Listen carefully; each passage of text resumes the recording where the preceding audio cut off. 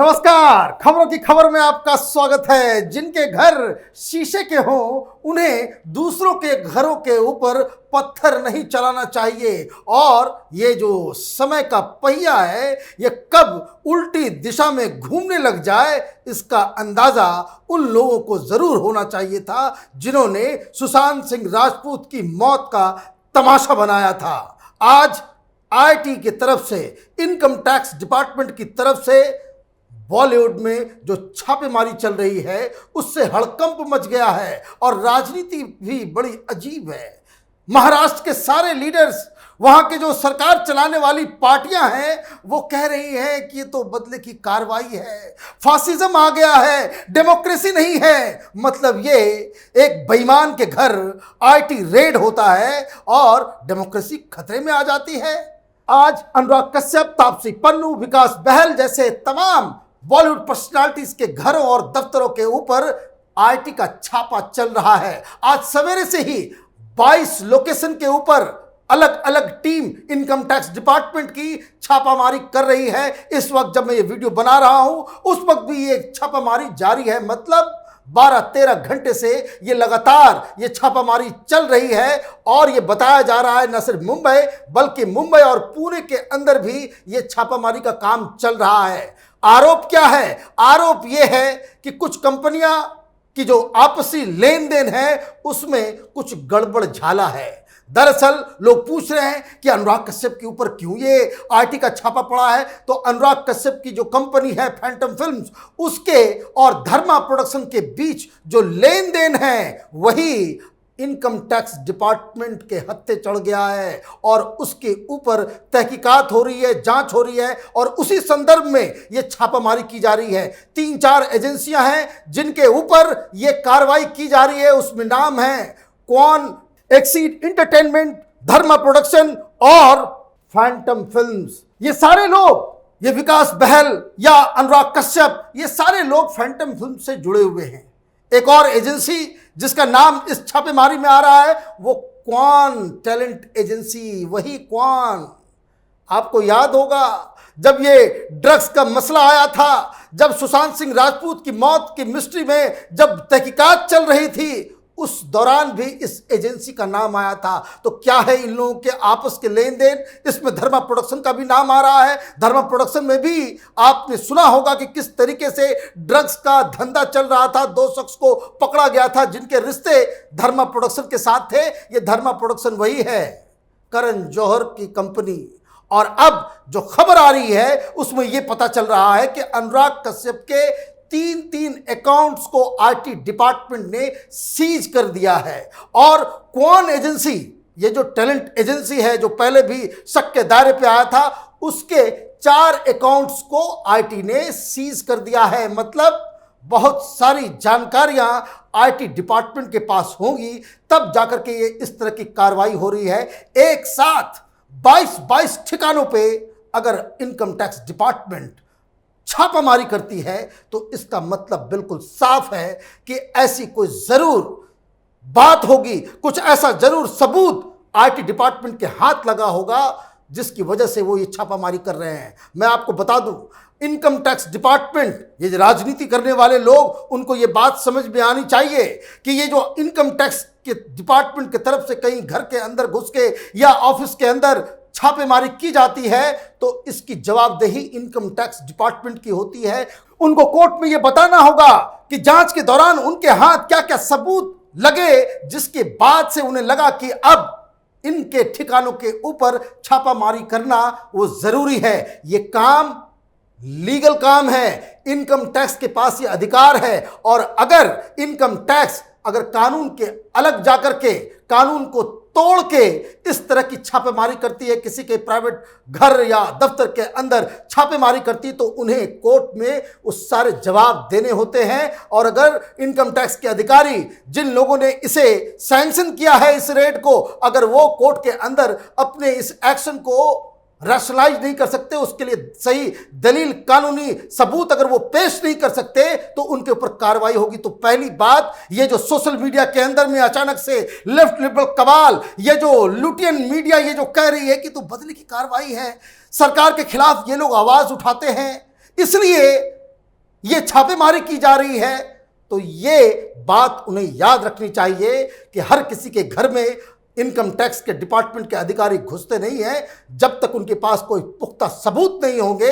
इतनी बड़ी कार्रवाई जो पूरी दुनिया के सामने आनी है, जिस पे बहस होना है, जिस पे डिबेट होना है, वो काम किसी भी जगह पे ये काम इनकम टैक्स डिपार्टमेंट नहीं करती है। तो पहली चीज ये बात समझ में आनी चाहिए कि इनकम टैक्स अगर इस तरह की बड़ी कार्रवाई कर रही है तो उनके पास जरूर कोई ना कोई सबूत होंगे। अब दलील पे जरा चलते हैं कि ये जो कह रहे हैं कि भाई बदले की कार्रवाई है, अच्छा सरकार के खिलाफ अगर आप ट्वीट करते हैं तो आपको क्या लाइसेंस दे दिया जाए कि आप टैक्स की चोरी करेंगे? अगर आप सरकार के खिलाफ, प्रधानमंत्री मोदी के खिलाफ गंदी बातें लिखते हैं तो क्या इसके लिए आपको वो सर्टिफिकेट दे दिया जाए कि आप टैक्स की चोरी कर लें, बेईमानी कर लें, अपने जो हिसाब किताब में आप लफड़ाबाजी करें? ये तो नहीं दिया जा सकता। कानून तो सबके लिए बराबर है, चाहे कानून कोई आम आदमी हो, कोई बिजनेसमैन हो, या फिर आप बहुत बड़े फन खां बॉलीवुड के हो, आपको तो उसके लिए बख्शा नहीं जाएगा। और इसलिए मैंने कहा, अगर आपके पास ये हिम्मत है, ये ईमानदारी है कि सरकार के ऊपर, नेताओं के ऊपर आप सवाल खड़े करते हैं, तो आपके दामन बिल्कुल साफ होने चाहिए। वो पत्थर नहीं मार सकता किसी दूसरे के ऊपर जिसके दामन में 100 काले दाग हों। ये बात समझ में आनी चाहिए थी, लेकिन इस पे राजनीति इस कदर शुरू हो गई है कि अचानक से ये तो समझ भी नहीं आता, ये कांग्रेस पार्टी, ये शिवसेना और ये एनसीपी के लोगों को क्या हो गया है, इनके दिमाग को लकवा मार दिया है कि क्या हुआ है कि कोई भी कार्रवाई इनकम टैक्स करती है, ईडी करती है, अचानक इस देश का डेमोक्रेसी ही वो खतरे में आ जाती है। अब ये बात शिवसेना के, सरकार के, वहां के मंत्री इस बात को कह रहे हैं कि डेमोक्रेसी खतरे में। डेमोक्रेसी तब खतरे में आती है जब कानून का पालन सही ढंग से नहीं होता है। शिवसेना को, उनके मंत्रियों को, सरकार में वहां पे जो लोग सरकार चला रहे हैं, उनको इस बात का जवाब देना चाहिए कि क्या उस समय डेमोक्रेसी नहीं मरती जब पायल घोष अनुराग कश्यप के ऊपर सेक्सुअल हरासमेंट का केस लगाती है, उसके ऊपर कोई कार्रवाई नहीं होती, कोई पूछताछ नहीं होती, वो बेचारी इंसाफ के लिए दर दर की ठोकरें खा रही है, उसे जब उसको तो कोई इंसाफ नहीं मिला, तब डेमोक्रेसी खतरे में नहीं है। जब कंगना के घर के ऊपर बुलडोजर चल जाता है, तब डेमोक्रेसी बिल्कुल और सुदृढ़ हो जाती है महाराष्ट्र के अंदर।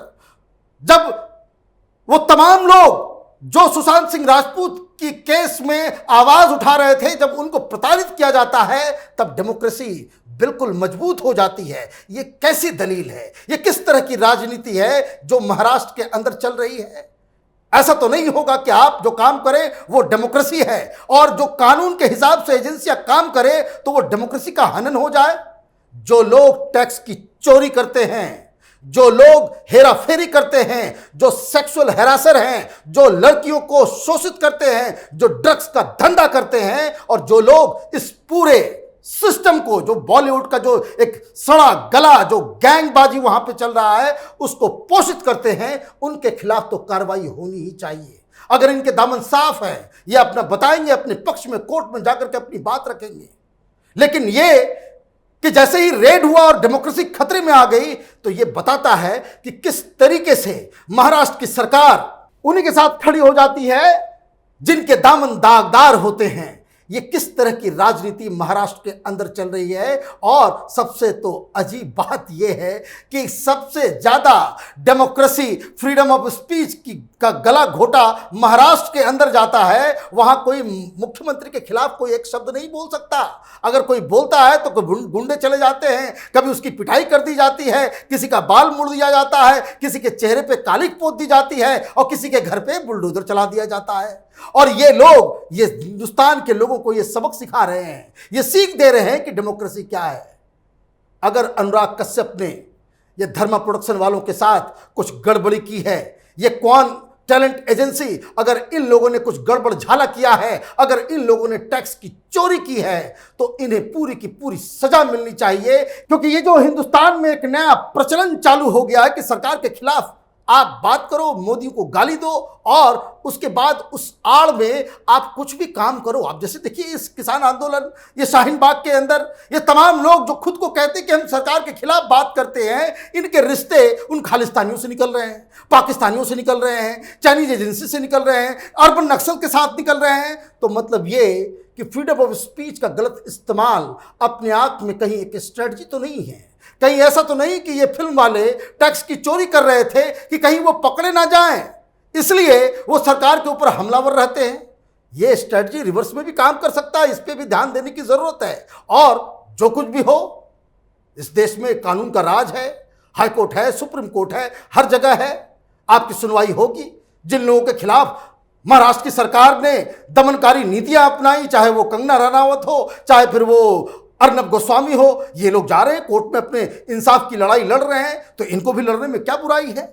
अगर ये पाक साफ हैं तो ये छूट जाएंगे, और अगर इन्होंने चोरी की है, अगर इन्होंने बेईमानी की है, तो इनको सजा मिलनी चाहिए। इसमें कौन सी बड़ी बात हो गई? कहां इसमें डेमोक्रेसी की मौत की कहानी जो है कुछ लोग इसको प्रचलित करने में जुटे हुए हैं। हमारी नजर इस केस पे बनी हुई है। 1-2 दिन के अंदर इस केस के बारे में फुल डिटेल के साथ कैपिटल टीवी सामने आएगा। तब तक आप देखते रहिए कैपिटल टीवी। हमारे वीडियोस को लाइक कीजिए, शेयर कीजिए और हमारे चैनल को सब्सक्राइब कीजिए। धन्यवाद।